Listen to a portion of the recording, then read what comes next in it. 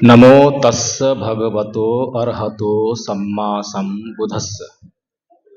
मैं उन सम्यक संबुद्ध को नमन करता हूँ जिन्होंने अपनी समस्त इंद्रियों पर पूरी तरह से नियंत्रण स्थापित करके अपने भीतर से काम, क्रोध, मोह, लोभ, द्वेष, तृष्णा, ईर्ष्या, राग इत्यादि को निकाल बाहर किया और अपने चित्त को परिशुद्ध कर लिया। आदरणीय संघ, वैसे तो बाबा साहेब के लोगों का कोई भी कार्यक्रम भगवान बुद्ध की प्रतिमा के बगैर नहीं होना चाहिए।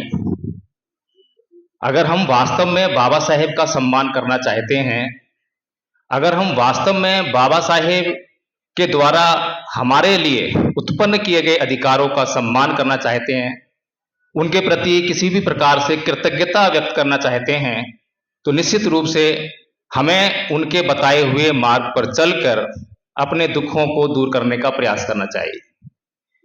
बाबा साहेब का जीवन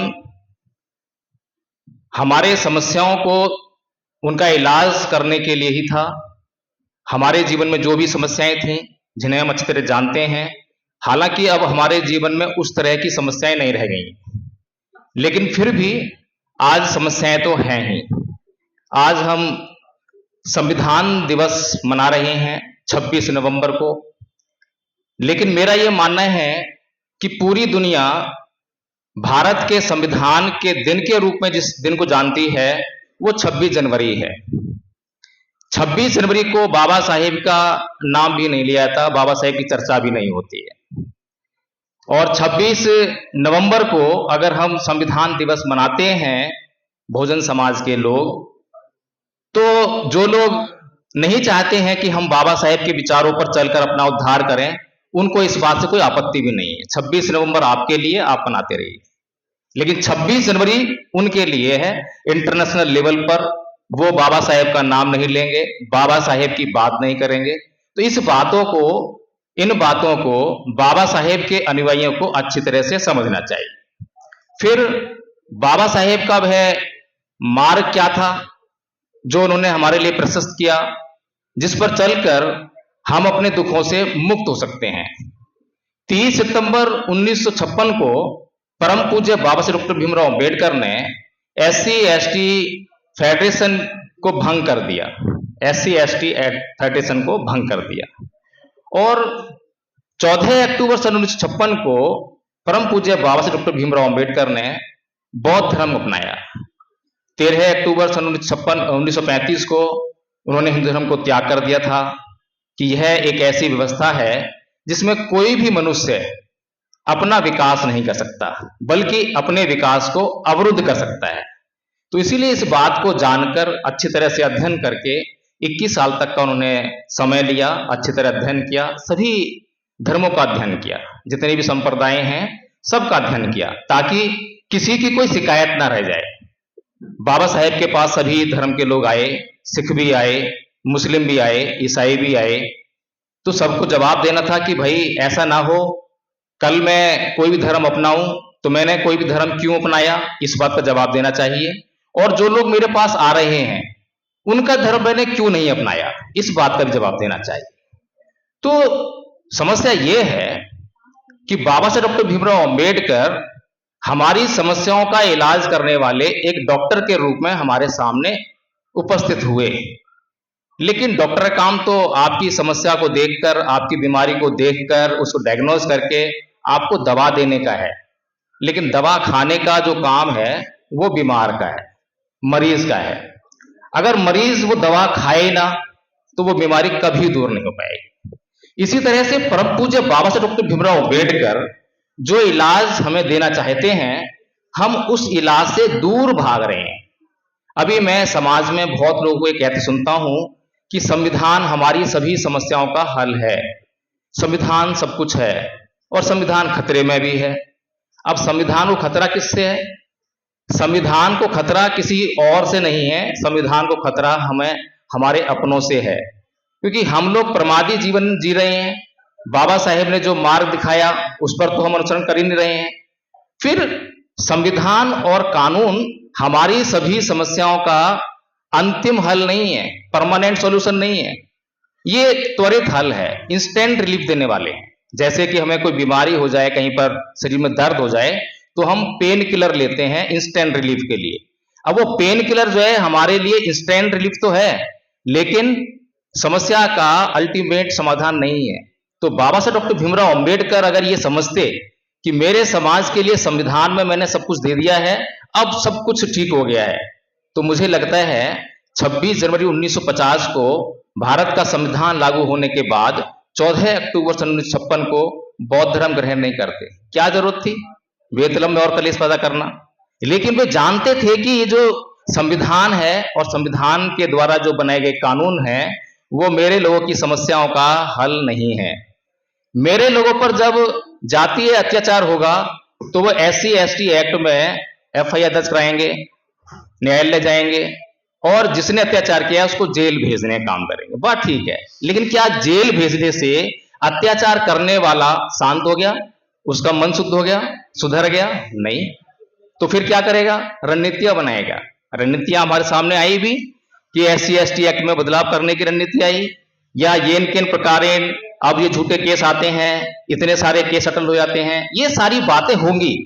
तो बाबा साहेब कहते थे कि मेरे लोगों के लिए कुछ ऐसा होना चाहिए जिससे कि उन्हें उनके दुखों से हमेशा हमेशा के लिए छुटकारा मिल जाए।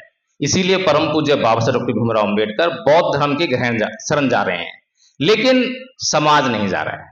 अभी हम बात कर रहे थे कि राजस्थान जैसे राज्यों में जातिवाद के बहुत अत्याचार होते हैं।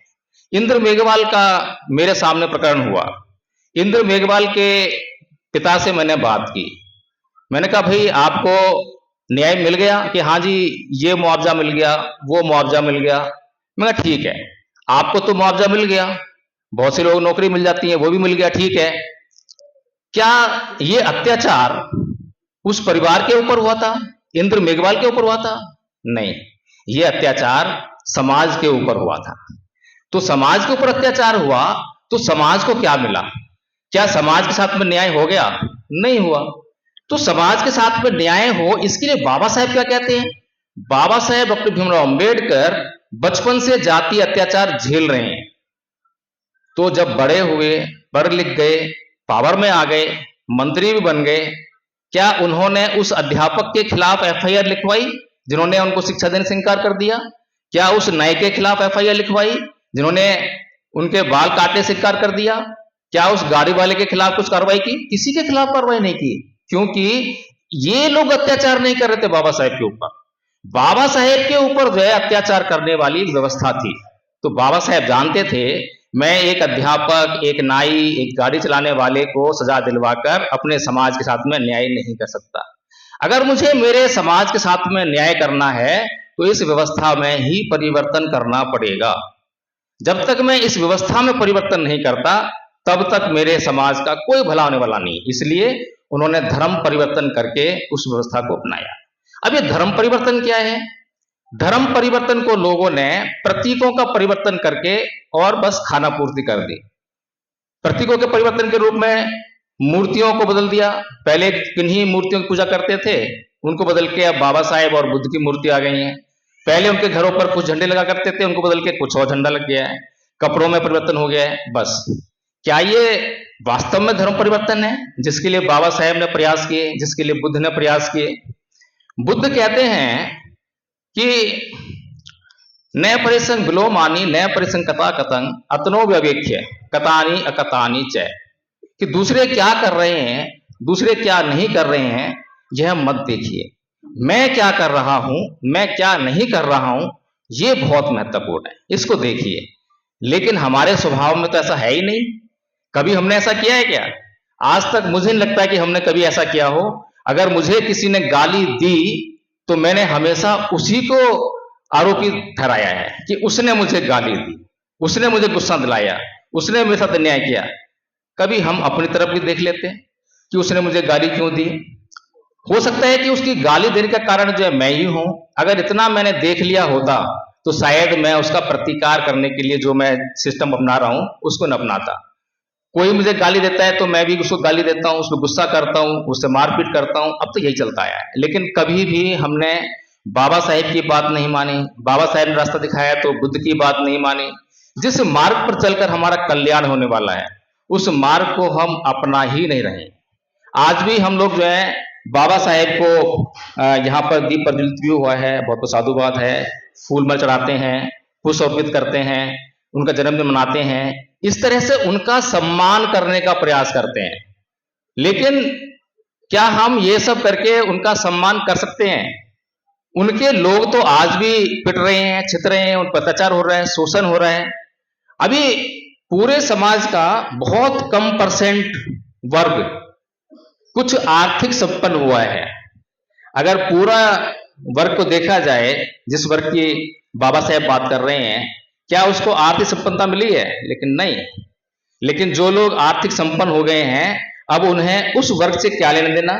अभी पीछे 1 अगस्त 2024 को सुप्रीम कोर्ट ने जो निर्णय दिया, एससी कैटेगरी में सब कैटेगराइजेशन कर दिया, उसका बहुत तेजी से विरोध होने लगा कि ये तो हमारे लोगों को बांटने की क्रिया है। कैसे बांट दिया?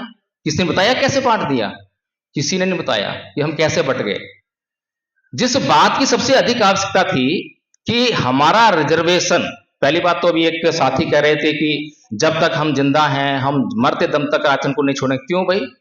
आरक्षण किस लिए है? आरक्षण का आधार किस लिए क्या है?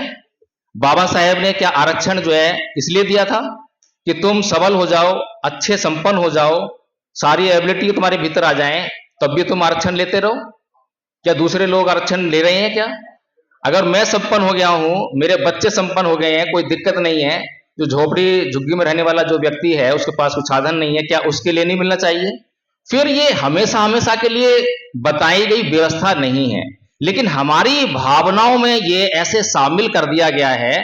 और सबसे बड़ी बात यह है कि जिन लोगों को आरक्षण का लाभ मिलता है वो आरक्षण के लिए आंदोलन नहीं करते हैं। मैंने कभी नहीं देखा कि सड़कों पर आंदोलन करने वाले लोग वो जो है नौकरियों में आएंगे।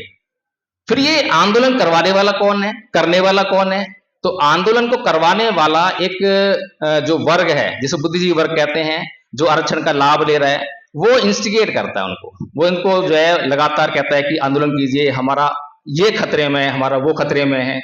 लेकिन जो आंदोलन करने वाले लोग हैं, मैं गारंटी से कह रहा हूं 90% लोग आपको दिखाई देंगे, ना तो उनको आरक्षण का लाभ मिलने वाला है, ना उनके बच्चों को आरक्षण का लाभ मिलने वाला है। लेकिन हम लोग जो है कभी भी समस्याओं पर बड़ी बारीकी से, गंभीरता से उसके मूल में जाकर विचार नहीं करते हैं। 1 अगस्त 2024 को जो आरक्षण पे जो डिसीजन दिया, उसमें जो सबसे बड़ी कमी थी वो थी एनएफएस की, नॉट फाउंड सुटेबल की जो नीति थी, जो सरकार लेकर आई थी, थैंक यू, जो सरकार लेकर आई थी, उस पर सुप्रीम कोर्ट ने कहीं जिक्र नहीं किया। सबसे बड़ी बीमारी तो वो थी, अगर आपके एससी वर्ग में और क्लासिफिकेशन कर दिया, अभी तक मान लीजिए एक चमार वर्ग है, जाटो वर्ग है, उसी को नौकरियां मिल रही थी, उससे कुछ नौकरियां लेके वाल्मीकि समाज को दे दी, इसमें क्या बुराई है? लेकिन अगर वाल्मीकि समाज में कोई कैंडिडेट सुटेबल नहीं पाया गया और उसको जो है ऐसा करके और उसको जनरल कर दिया गया सीट को, तो उसमें बुराई है, उस पर कोई चर्चा नहीं कर रहा है। तो ये जो बुद्धिजीवी वर्ग है समाज का, ये वेंटिलेटर पे है, इसकी हालत बहुत खस्ता है, क्योंकि इसने बाबा साहेब के दिखाए हुए मार्ग को अभी तक अपनाया नहीं है और अपने लिए कोई मार्ग प्रशस्त नहीं कर रहा है, अपने लिए समस्या को समाधान नहीं खोज रहा है। इसीलिए मैं तो यही कहना चाहूंगा आदरणीय संघ कि हमें बाबा साहेब के द्वारा जो दिखाया गया मार्ग है उसको बड़ी गंभीरता से सोचना चाहिए, समझना चाहिए। जैसे कि अभी एक साथी बोल रहे थे कि शिक्षित बनो, संगठित रहो, संघर्ष करो, ये बाबा साहेब ने कहा। लेकिन अगर अंग्रेजी में देखें तो एजुकेट, एगिटेट एंड ऑर्गेनाइज, बस तो नहीं कहूंगा क्योंकि इस पे भी बहुत लंबा लेक्चर हो सकता है। अब ये जो हिंदी में जो कहा गया है और जो अंग्रेजी में जो कहा गया शब्द है, इनका अगर मीनिंग देखें तो वो बिल्कुल भी नहीं है। तो इसी के अपनी बात समाप्त करूंगा। आदरणीय संघ, जय भीम, नमो बुद्धाय। बहुत बहुत धन्यवाद सर। आप आज के हमारे